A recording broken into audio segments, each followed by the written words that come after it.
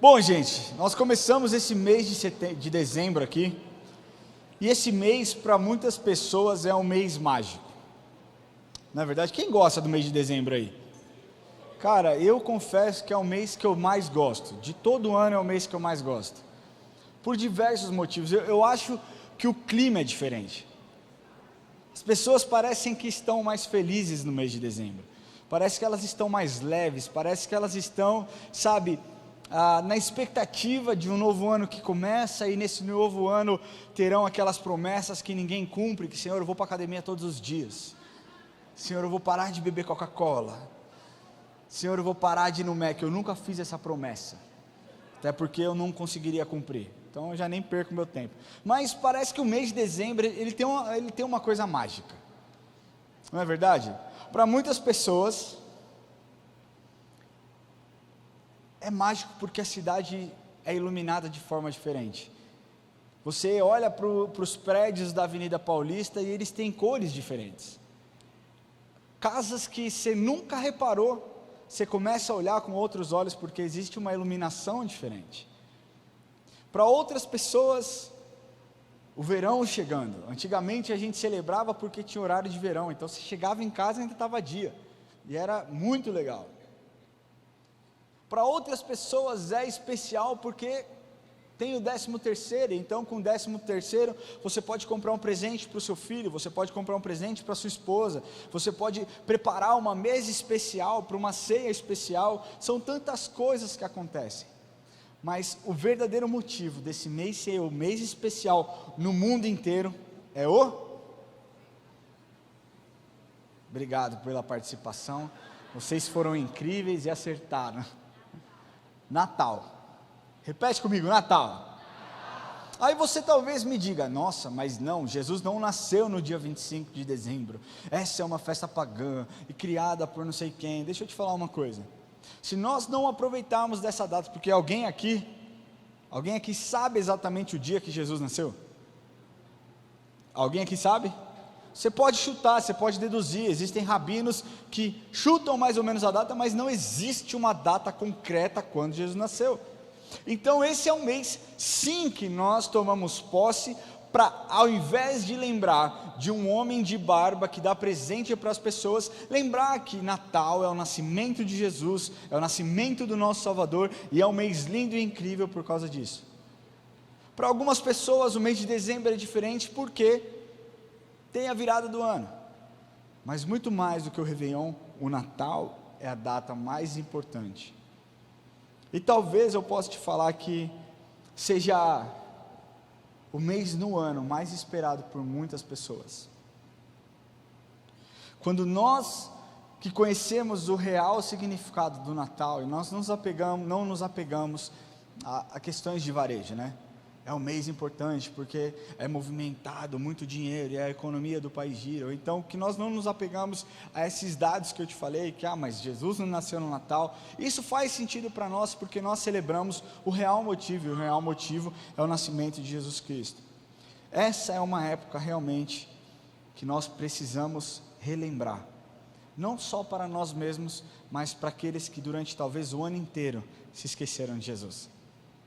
Durante o ano muitas pessoas se esquecem de Jesus, durante o decorrer do ano as pessoas não oram, não conversam, não compartilham sonhos com Jesus, não deixam com que o Jesus Cristo ministre no seu coração, e talvez esse seja o único mês com que essas pessoas estejam abertas a ouvir a respeito de Jesus, e é essa janela de oportunidade que nós pegamos, nós temos que agarrar, e nós temos que fazer valer aquilo que nós temos dentro de nós. É nessa data que nós podemos alertar a muitas pessoas, inclusive a nós mesmos, que o nosso Salvador nasceu, e Ele existe, e Ele reina, e Ele continuará reinando até a consumação dos séculos. Amém? Na Bíblia nós podemos ver inúmeros relatos a respeito do nascimento de Jesus. Se nós pegarmos o Evangelho, Mateus, Marcos, Lucas e João, nós conseguiremos abordar desde a aparição do anjo para Maria, até mesmo quando Maria cara, conversa com José, quando o anjo aparece para José em sonho, até o nascimento, a ida deles até Belém, e depois a fuga deles para o Egito, porque Herodes estava atrás. Nos evangelhos nós conseguimos enxergar todo um relato com prisma. Nós também podemos ver os relatos dos reis magos, que seguiram uma estrela para adorar um bebê, que eles reconheciam que era o Salvador. Mas para o dia de hoje, onde eu inicio uma série chamada Quem é Jesus, e talvez você saiba, eu sei quem é Jesus. Eu não estou aqui querendo ressignificar quem é Jesus na sua vida, não. Eu quero trazer à sua memória aquilo que o profeta Isaías disse há mais de 700 anos antes de Cristo, a respeito de quem Jesus seria. O meu objetivo é aprofundar nos atributos que esse profeta, que teve tanta influência no Antigo Testamento, as coisas que ele disse a respeito de como seria o nosso Salvador. Isaías era filho de Amós, e um dos maiores, e foi um dos maiores, sem dúvida nenhuma, um dos maiores profetas do Antigo Testamento. Ele anunciou as suas mensagens proféticas ao povo de Judá e aos moradores dessa cidade. Isaías, ele era um homem de grande influência, de elevada posição social, e dotado de autoridade, inclusive tinha livre acesso à corte real, e ele interferia nas questões do Estado, e também conseguia dialogar e se relacionava muito bem com os sacerdotes. Isaías se levantou naquela nação, naquele lugar, para pregar contra o pecado, pregar contra a desobediência e a falta de fé, e também para anunciar a vinda de um descendente, vindo de Davi. E a fala na época era sobre a prosperidade para o mundo inteiro, um tempo de prosperidade e paz para o mundo inteiro, no nascimento do rei e do príncipe da paz. Isaías 9:2 diz assim: o povo que andava em trevas viu grande luz, e aos que viviam na região da sombra da morte, resplandeceu-lhes a luz.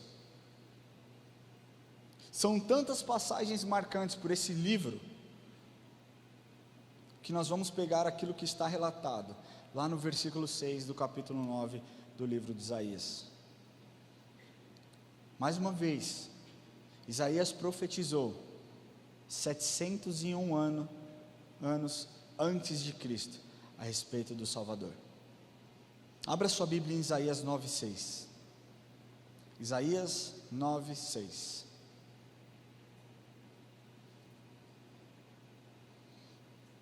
Ele diz assim: porque um menino nos nasceu, um filho se nos deu, e o governo está sobre os seus ombros, e o seu nome será chamado Maravilhoso Conselheiro, Deus Forte, Pai da Eternidade, Príncipe da Paz.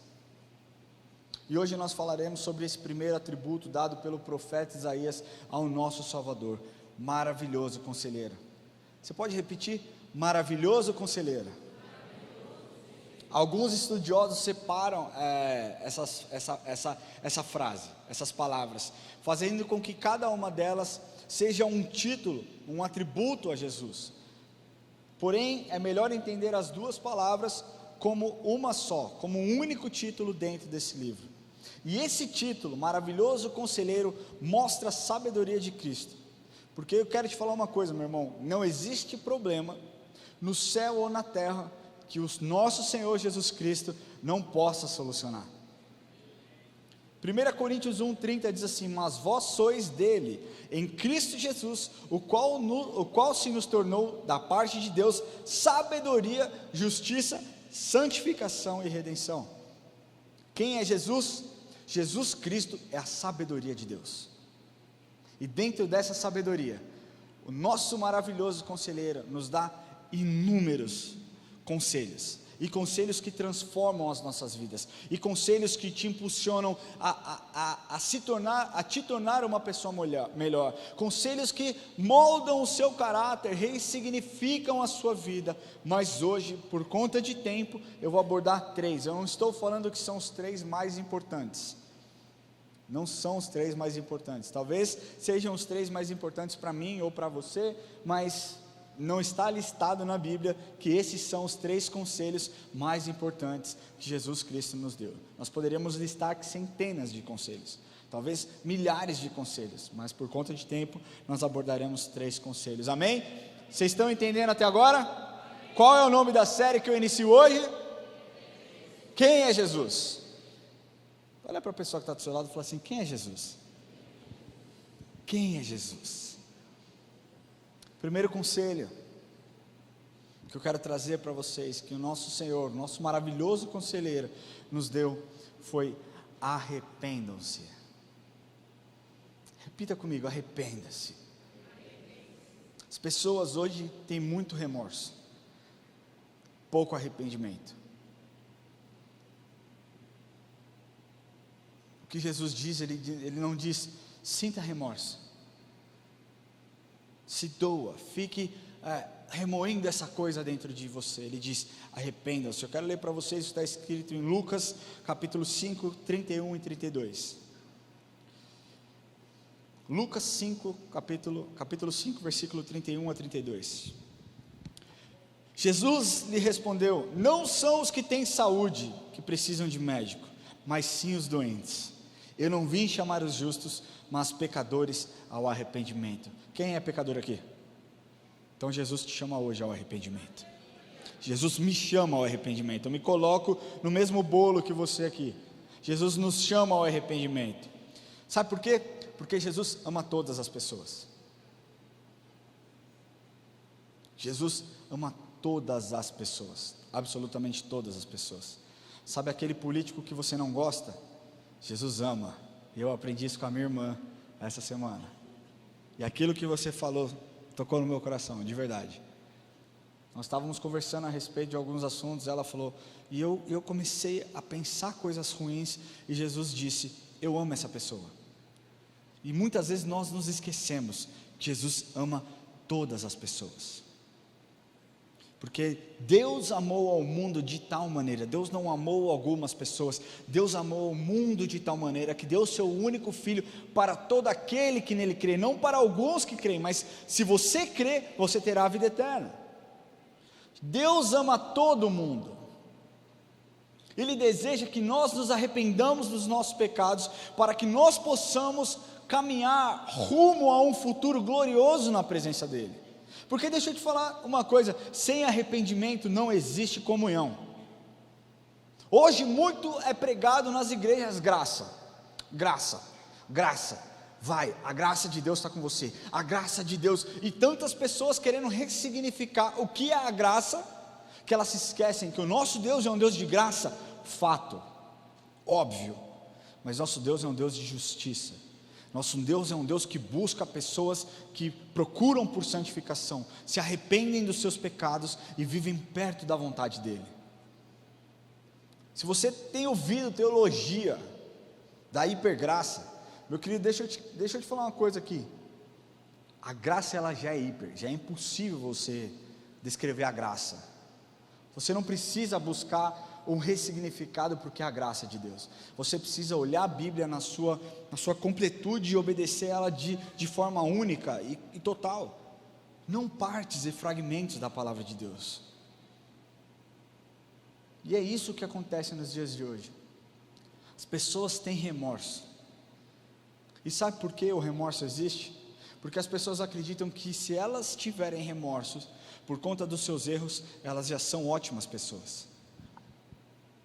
Deixa eu te falar, não é a respeito de você ser um ótimo homem, de você ser uma ótima mulher, é a respeito de você ser um ótimo filho, um ótimo servo, porque é isso que Jesus busca na sua vida. O remorso é simplesmente um sentimento de tristeza pelo ato cometido, e sabe, talvez o medo de enfrentar as consequências desse ato. Arrependimento é diferente. O arrependimento é você se sentir triste por causa do seu pecado e você decidir mudar. Quem se arrepende de fato rejeita o pecado e reconhece que precisa de Jesus para ser salvo. Deixa eu te falar uma coisa, o arrependimento vem da convicção do pecado que o Espírito Santo gera na sua vida. O arrependimento faz você mudar de vida, faz você pedir ajuda e clamar ajuda para Jesus. O arrependimento vem do seu coração e ele é revelado nas suas atitudes. Uma pessoa que era adúltera, quando ela se arrepende, ela muda a sua vida. Uma pessoa que tem uma adicção com drogas, quando ela se arrepende, ela entende que aquilo faz mal para ela, ela muda o rumo da sua vida. E é isso que o arrependimento faz. E o arrependimento é fundamental e essencial para a salvação do homem. Você entende isso? Você pode repetir: o arrependimento é a condição essencial para a salvação. Eu quero ler com vocês Lucas capítulo 33. Nós vamos passear por bastante texto hoje, tá? Se você talvez não queira acompanhar, nós colocaremos aqui na tela, você pode acompanhar por aqui. Lucas capítulo 33, versículos 39 a 43. Diz assim: um dos malfeitores crucificados blasfemavam contra ele, dizendo: não és tu o Cristo? Salva-te a ti mesmo e a nós também. Respondendo-lhe, porém, o outro repreendeu, dizendo: nem ao menos teme a Deus, estando sob igual sentença? Nós, na verdade, com justiça, porque recebemos o castigo que os nossos atos merecem, mas este nenhum mal fez. E acrescentou: Jesus, lembra-te de mim quando vieres no teu reino.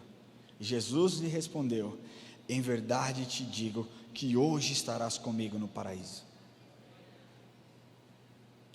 Quando Jesus nos chama para o arrependimento, é para que nós olhemos para Ele e saibamos que Ele tem libertação e salvação para as nossas vidas. O arrependimento sempre tem o intuito de gerar reconciliação.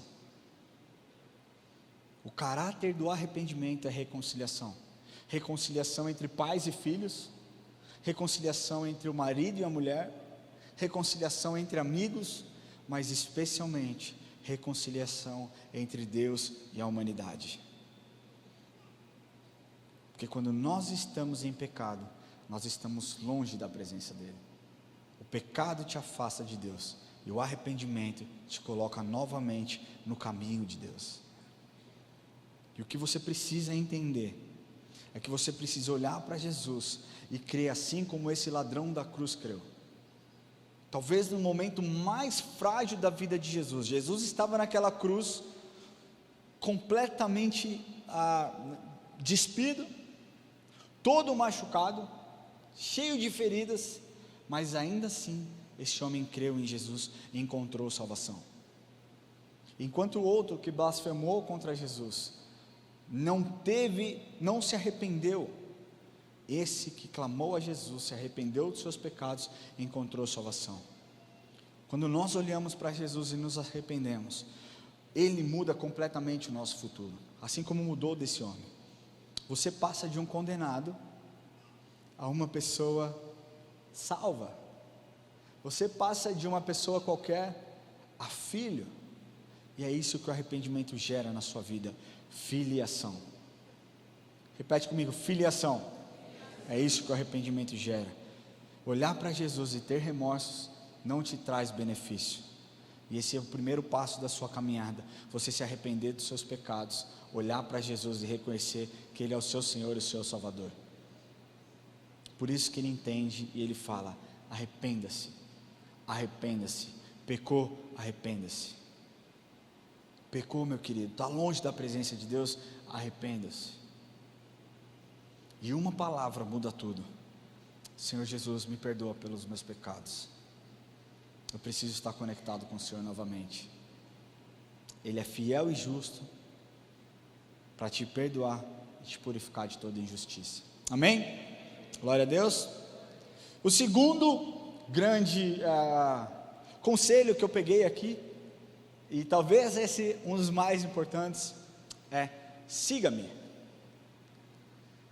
Você se arrependeu, você entendeu que você errou, mas se você não seguir a Jesus, infelizmente, você não herdará a vida eterna.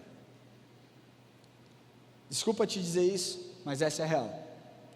Só existe um caminho para você herdar a vida eterna: reconhecendo que Ele é o seu Senhor e Salvador. E não reconhecer da boca para fora, mas reconhecer com o seu coração e seguir os seus preceitos. Eu quero ler com vocês o que está escrito em Lucas, capítulo 9, 23 e 24. Lucas 9, 23 e 24. Diz assim: dizia a todos: se alguém quer vir após mim, a si mesmo se negue. Dia a dia tome a sua cruz e siga-me. Pois quem quiser salvar a sua vida, perdê-la-á. Quem perder a vida por minha causa, esse a salvará.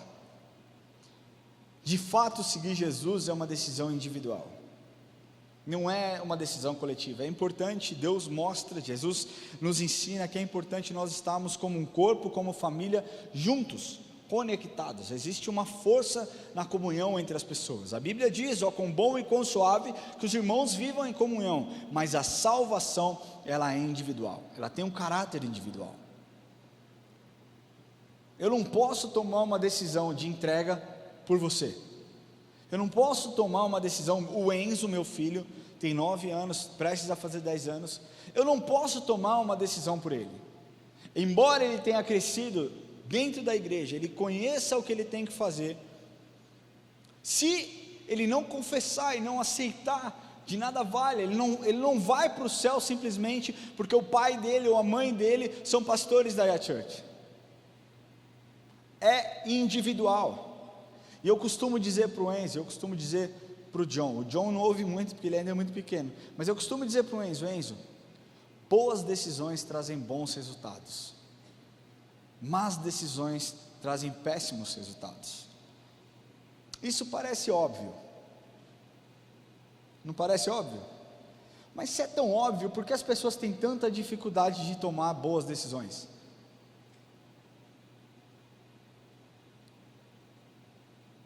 Parou para pensar nisso? Por que as pessoas têm tanta dificuldade de tomar boas decisões, se é tão óbvio que boas decisões produzem bons resultados? Sabendo disso, Jesus mostra para todos nós relatos e convite que ele fez para diversos tipos de pessoas na Bíblia. E uma resposta a esse convite gerou em um desses personagens que nós vamos ler o peso e a continuidade no pecado e a distância de Deus. E em um outro ponto, Jesus faz esse convite a uma outra pessoa, e essa pessoa aceita, tem uma boa decisão, e essa pessoa tem cura, tem libertação, tem restauração e principalmente tem salvação. Vamos ver aqui essas duas histórias, amém? Primeiro vamos ver aquele que não quis tomar uma boa decisão. Quando Jesus diz: siga-me, ele não quis. Olha o que está escrito lá em Mateus 19, eu vou ler versículo 16 até o 22, diz assim: e eis que alguém, aproximando-se, lhe perguntou: mestre, que farei eu de bom para alcançar a vida eterna? Respondeu-lhe Jesus: por que me perguntas acerca do que é bom? Bom só existe um. Se queres, porém, entrar na vida, guarda os mandamentos. E ele lhe perguntou: quais? Respondeu Jesus: não matarás, não adulterarás, não furtarás, não dirás falsos testemunhos, honra teu pai e a tua mãe, e amarás o teu próximo como a ti mesmo. Replicou-lhe o jovem: tudo isso tenho observado, que me falta ainda? Disse-lhe Jesus: se queres ser perfeito, vai, vende os teus bens, dá aos pobres e terás um tesouro no céu. Depois vem e segue-me. Tendo, porém, o jovem ouvido essas coisas, retirou-se triste, por ser dono de muitas propriedades. Esse jovem aqui, ele não entendeu que para seguir a Cristo, nós precisamos abandonar o nosso pecado e abrir o nosso coração para que Jesus seja a causa principal da nossa existência. E essa história, ela poderia ser contada nos dias de hoje, e pessoas teriam exatamente a mesma atitude que esse jovem teve. Por que a igreja tem tanta dificuldade de falar a respeito de dízimo?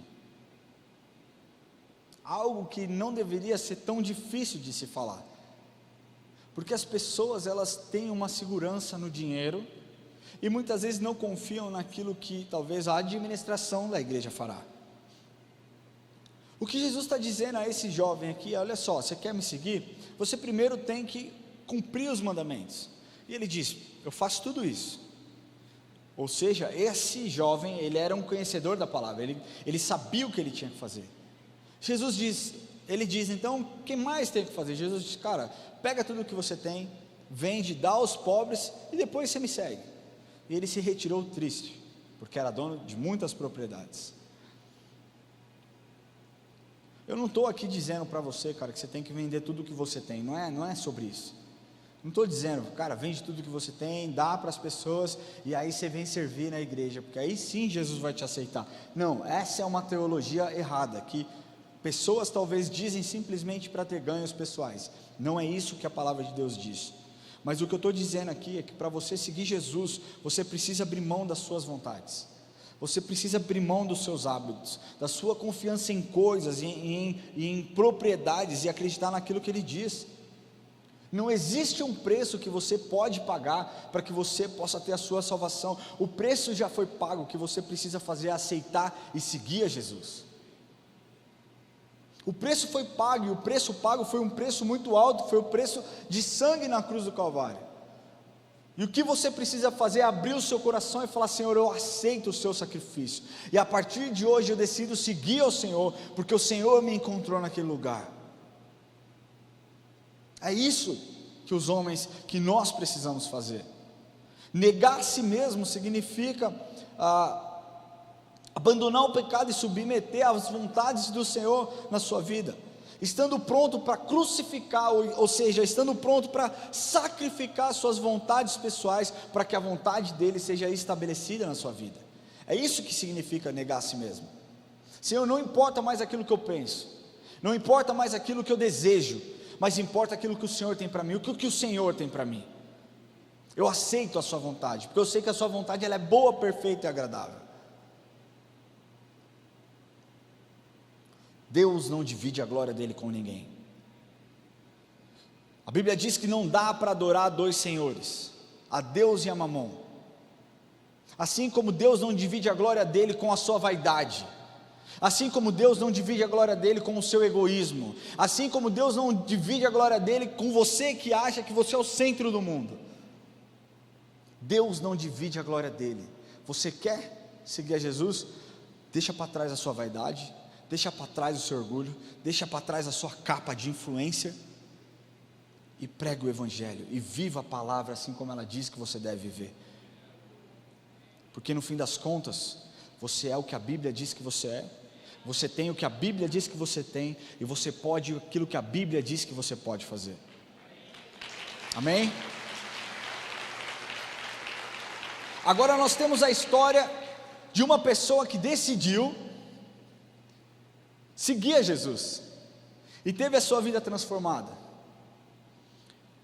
Lucas capítulo 19, versículos de 1 a 9, essa é uma história que você conhece, e é uma das histórias mais impressionantes. É difícil falar mais impressionantes, né? Porque a Bíblia ela é tão rica em história, que, cara, cada vez que você vê, você fala: nossa, essa é impressionante. Aí você abre a Bíblia no dia seguinte, você lê outra história, você fala: nossa, essa é impressionante. Aí daqui a pouco você lê a história de Davi, você fala: vixe, essa é impressionante, cara. Todas as mensagens, todas as passagens é muito impressionante. Mas essa é a história desse homem, um cobrador de impostos, corrupto. Ele era corrupto, ele roubava as pessoas. Essa história é impressionante. Podia acontecer nos dias de hoje, né? Se eu tenho te lesado em alguma coisa, eu te restituo tantas vezes mais. Se arrependeu, devolveu o que roubou, e ainda entregou o coração para Jesus, teve o caráter transformado. Esse seria o cenário ideal, de verdade, esse seria o cenário ideal, para todos os nossos políticos, amém? Mas diz assim, vamos entrar nesse assunto não. Lucas capítulo 19 diz assim: entrando em Jericó, atravessava Jesus a cidade, eis que um homem chamado Zaqueu, maioral dos publicanos e rico, procurava ver quem era Jesus, mas não podia por causa da multidão, por ser ele de pequena estatura. Então, correndo adiante, subiu a um sicômoro, que é uma árvore, a fim de vê-lo, porque ali havia de passar. Quando Jesus chegou àquele lugar, olhando para cima, disse: Zaqueu, desce depressa, pois me convém ficar na sua casa hoje. Ele desceu a toda a pressa e o recebeu com alegria. Todos os que viram isso murmuravam. Imagina você. Você está lá, você é crente, cara. Você é crentão assim, tá. E aí você fica sabendo que Jesus vai passar. Jesus vai passar aqui na Mufarrege. E aí um político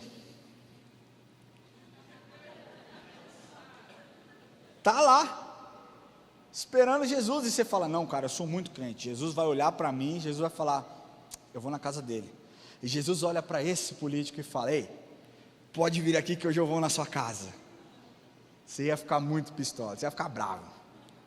Foi exatamente isso que aconteceu com aquele povo, porque as pessoas não achavam que Zaqueu era digno de estar na presença de Jesus.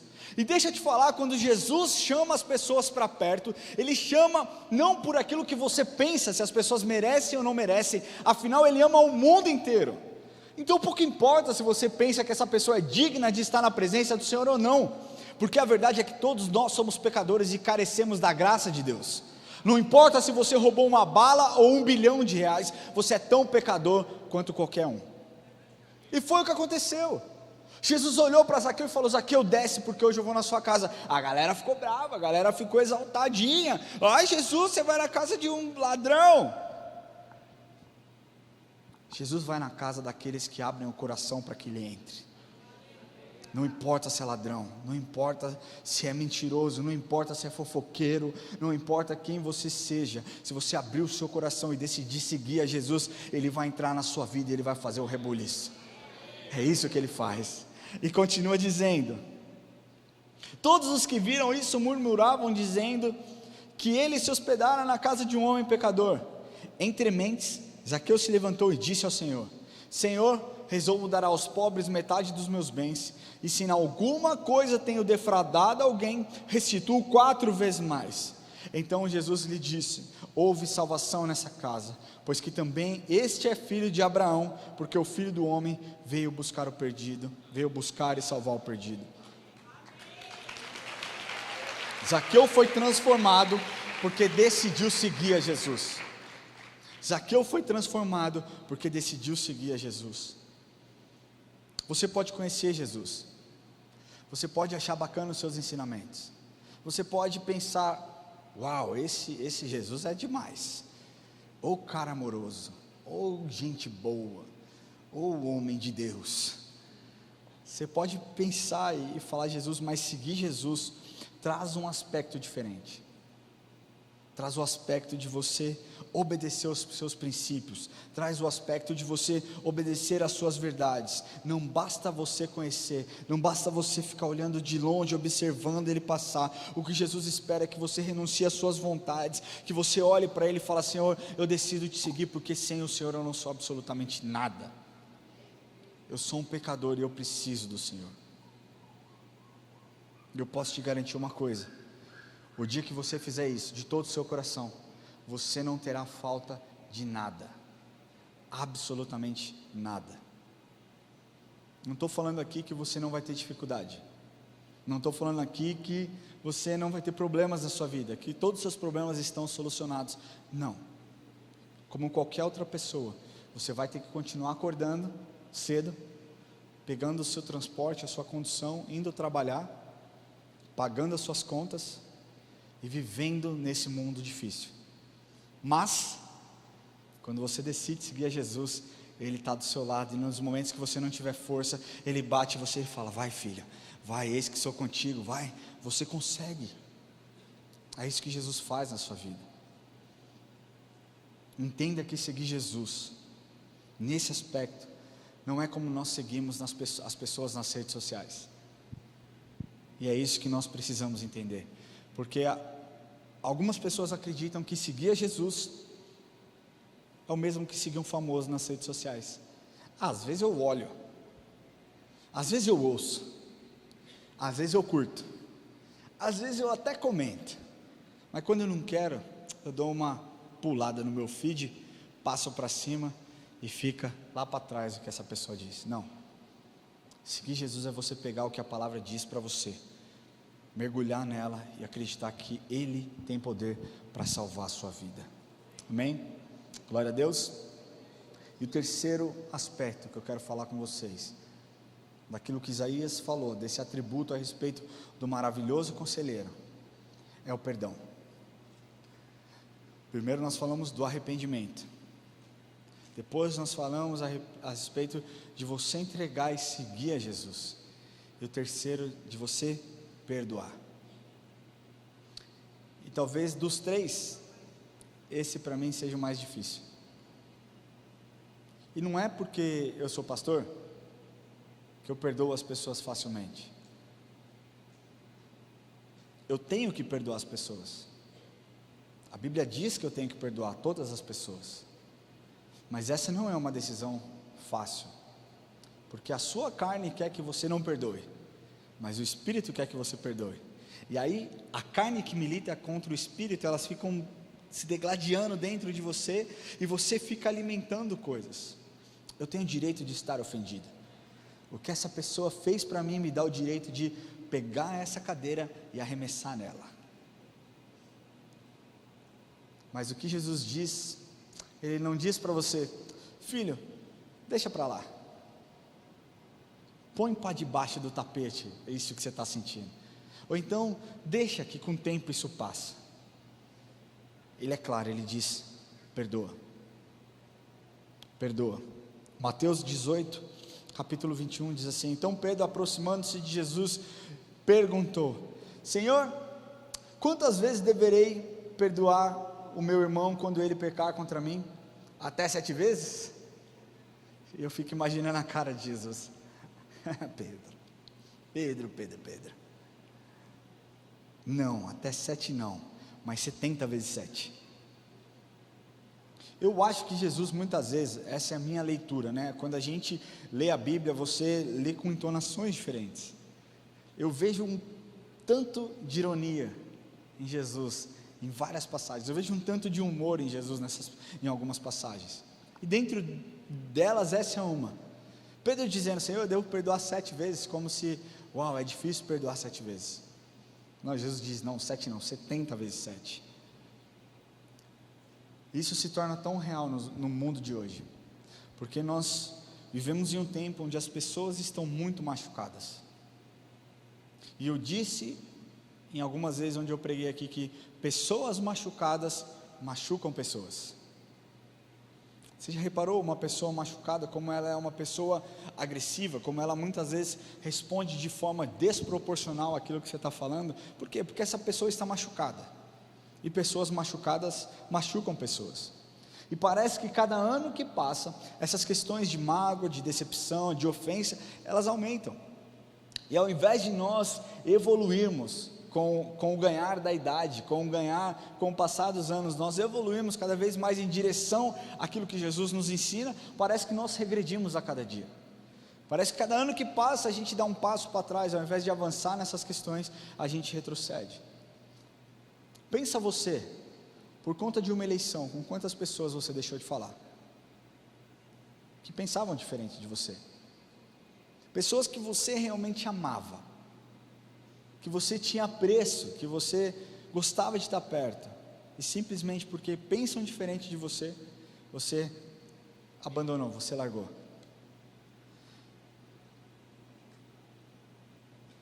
Deixa eu te falar uma coisa: esquecer o que aconteceu não é perdoar, porque quando você esquece o que aconteceu, e esse problema não está resolvido dentro de você, vez ou outra, quando você voltar a pensar, quando você voltar a sentir algo, esse sentimento vai vir à tona novamente, você vai voltar a ficar triste. Jesus aconselhou o perdão, porque Ele sabia o poder que existia nesse gesto. Na oração do Pai Nosso, que eu sempre encerro, porque eu acho ela linda, no versículo, se você pegar e quiser ler a oração do Pai Nosso, ela está lá em Mateus, capítulo 6, né? Mas ele diz em uma das partes: perdoai as nossas ofensas, assim como nós perdoamos a quem nos tem ofendido. Não é isso que está escrito lá? O que Jesus espera é que você perdoe. Jesus sabia que A falta de perdão não somente atrapalha na sua espiritualidade, atrapalha o seu corpo, atrapalha a sua saúde. Você sabia disso? Sim ou não? Vou dar um dado para você, que uma pesquisa apresentada no ano de 2019, no 40º Congresso da Sociedade de Cardiologia do Estado de São Paulo, apresentou uma relação entre a dificuldade de perdoar e a ocorrência de infarto do miocárdio. Pessoas que não perdoam têm a maior propensão a ter infarto, além de doenças de ordem emocional, depressão, ansiedade, e também outros tipos de doença, como hipertensão, câncer e dores musculares. Isso a ciência mostrando. A verdade é que perdoar, como eu disse, não é uma decisão simples, mas é uma decisão complexa que você precisa decidir tomar. Porque quando você perdoa, você faz aquilo que Deus quer que você faça. Muitas pessoas, quando nós terminamos a oração do Pai Nosso, nós concluímos dizendo: e não nos deixes cair em tentação, mas livra-nos do mal, pois teu é o reino, o poder e a glória para sempre, amém. Você aplaude, você fala: glória a Deus, tenha uma boa semana, e você levanta e você vai embora. Mas hoje eu quero falar: calma aí. Na sequência desse texto, o versículo 14 e 15 dessa mesma oração, Mateus 6, versículo 14 e 15, é a sequência da oração. Ele diz lá: e não vos deixes cair em tentação, mas livra-nos do mal, pois teu é o poder, o reino e a glória para sempre, amém. Ele continua dizendo: porque se perdoardes aos homens as suas ofensas, também o vosso Pai Celeste vos perdoará. Se porém não perdoardes aos homens nas suas ofensas, tampouco o vosso Pai perdoará as vossas ofensas. Agora ficou pesado, porque você entendeu que para você ser perdoado por Deus, você tem que perdoar o seu próximo. Eis que para um silêncio sobre este lugar, e você deve estar pensando: ei, lascou, agora eu vou ter que perdoar, porque se eu não perdoar, Deus não vai me perdoar, e eu quero que Deus me perdoe, porque eu sou falho, eu quero estar na presença de Jesus. Deixa eu te falar uma coisa: quantos aqui amam a Jesus? Tem algumas pessoas que não amam a Jesus. Eu vou te dar a oportunidade. Quantos aqui amam a Jesus? Se você está aqui é porque você ama Jesus. Você gostaria que Jesus, quando você cometesse um pecado, chegasse para você e falasse: filho, eu te perdoo, mas deixa eu te explicar o que você fez. Você fez isso, eu fiquei chateado, fiquei bolado com você, porque você falou que ia fazer e não fez, porque você mentiu, tarará, e ele começa a jogar na sua cara um monte de coisa. Você gostaria que ele fizesse isso? Não, né? Quando alguém vem pedir desculpa para nós, eu te desculpo, mas deixa eu te falar o que você fez, que é importante eu falar aqui, é importante eu pôr para fora. Eu vou te desculpar, mas é bom que você saiba que o que você fez me ofendeu. E aí você começa a cuspir um monte de coisa. E eu faço isso com a Érica. Me perdoa, mas eu faço. Porque a gente tem uma necessidade, talvez, de fazer com que a pessoa pague por um erro, sentindo o peso de uma responsabilidade que essa pessoa já se arrependeu, sentindo o peso, sabe, de palavras que você possa lançar na vida delas. Talvez você queira que ela esteja tão machucada como você ficou, mas esse não é aquilo que Deus espera com que você faça.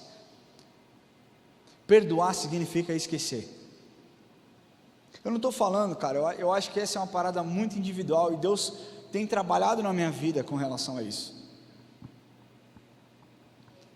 Talvez você me pergunte: pô, mas se uma pessoa errou comigo, e eu decido perdoar, eu tenho que voltar a me relacionar com essa pessoa? Deus vai tratar no seu coração, mas eu acredito que um perdão genuíno, ele zera tudo, ele apaga tudo, ele vai resetar o problema.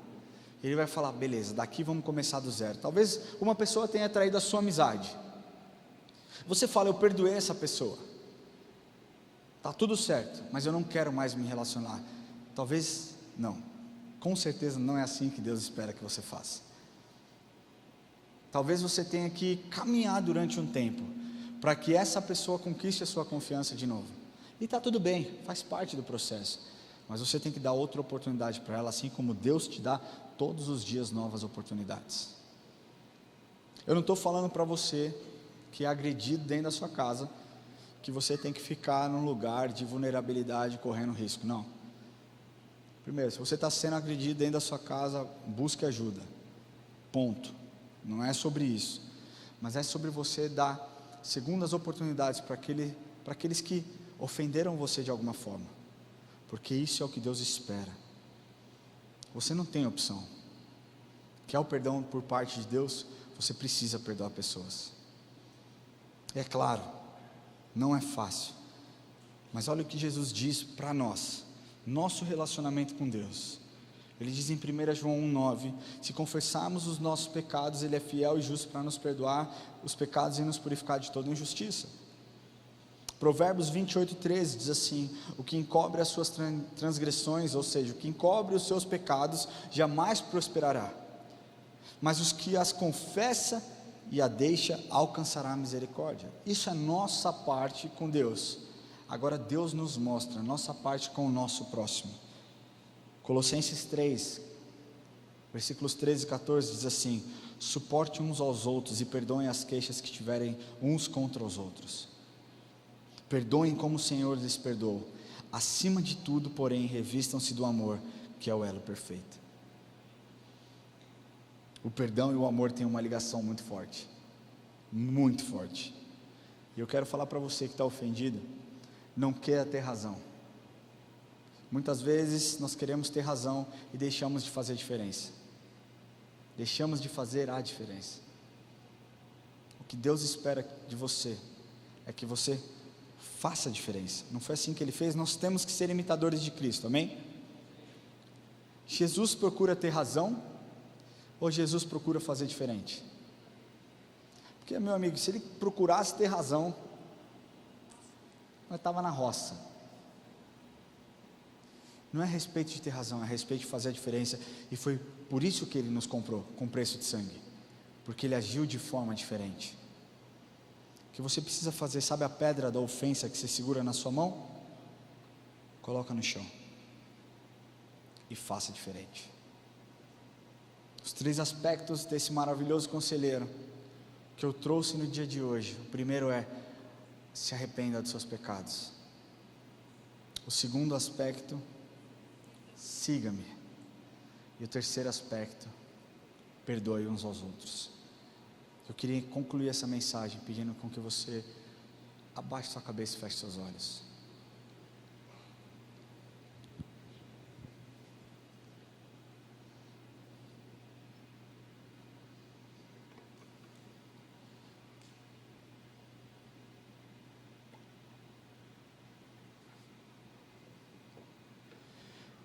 Eu queria falar em primeiro lugar para você sobre o segundo aspecto: siga-me.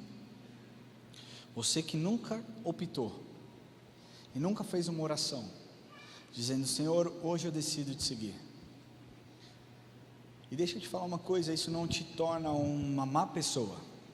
Talvez te torne, talvez simplesmente reforce o seu desconhecimento quanto ao caráter de Jesus Cristo. Ele não é um Deus de longe. Ele quer se relacionar de forma particular e perto de você. Mas para que isso aconteça, você precisa fazer como Zaqueu fez, não como aquele jovem rico fez. Hoje ele está aqui te dizendo: filho, eu quero morar na sua vida, eu quero fazer morada no seu coração. E você tem a oportunidade de tomar uma boa decisão, assim como Zaqueu, entregar o seu coração e encontrar salvação para a sua vida, encontrar cura para a sua alma, encontrar restauração no seu caráter, encontrar ajuda nos seus momentos de dificuldade. Essa é a melhor decisão que você pode fazer na sua vida. Talvez você já tenha tido grandes decisões. Talvez você já tenha tido a escolha de uma esposa. Talvez você já tenha tido a decisão de ter um filho. Mas a melhor e mais importante decisão da sua vida é para que você decida entregar o seu coração para Jesus. Queria pedir para a House Mix, se puder abrir o piano, por favor.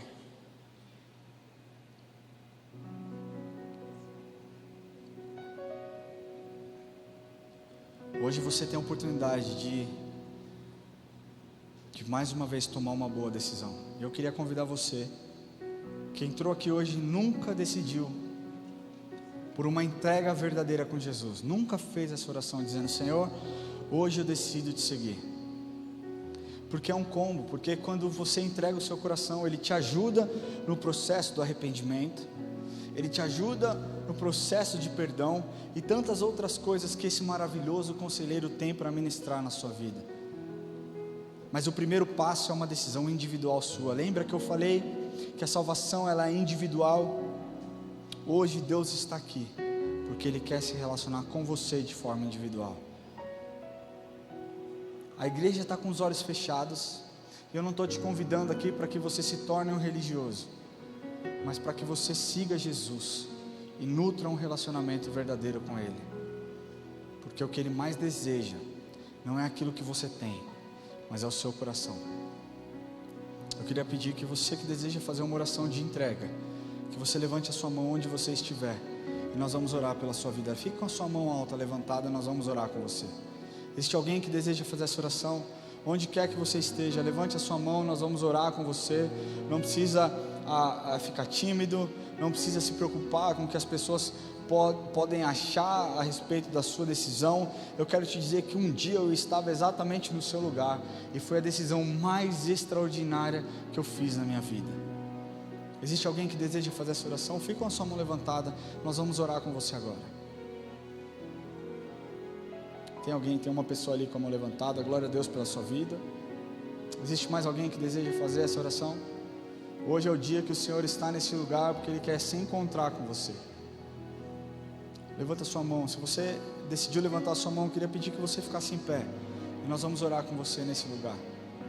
Fique em pé onde você estiver, nós vamos orar. Não precisa sentir vergonha, está tudo certo. Nós vamos orar com você. Glória a Deus pela sua vida, glória a Deus pela sua vida. Existe mais alguém que deseja fazer essa oração? Eu queria pedir que essas duas jovens corajosas, que vocês viessem aqui à frente, nós vamos orar com vocês agora. E se você tem vontade de entregar o seu coração, esse é o momento. Talvez aquele jovem rico tenha pensado: não, Senhor, eu posso fazer isso numa outra oportunidade. Eu posso fazer isso no dia de amanhã. A palavra de Deus diz que basta cada dia o seu mal. A sua decisão, ela precisa ser feita hoje, porque Deus quer se encontrar com você hoje. Mais uma vez eu pergunto: existe alguém que deseja entregar o seu coração? Saia do seu lugar e venha aqui à frente, que nós vamos orar com você. Amém? Se você está nos assistindo online e deseja entregar o seu coração para o Senhor, vai aparecer um QR Code na sua tela, você pode escanear. Nós queremos saber, como igreja, nós podemos servi-lo. Mas não deixe de participar, não deixe de fazer essa oração comigo. Queria pedir que você, jovem, coloque a mão no seu coração e faça essa oração comigo. Senhor Jesus, hoje eu entrego a minha vida em Tuas mãos.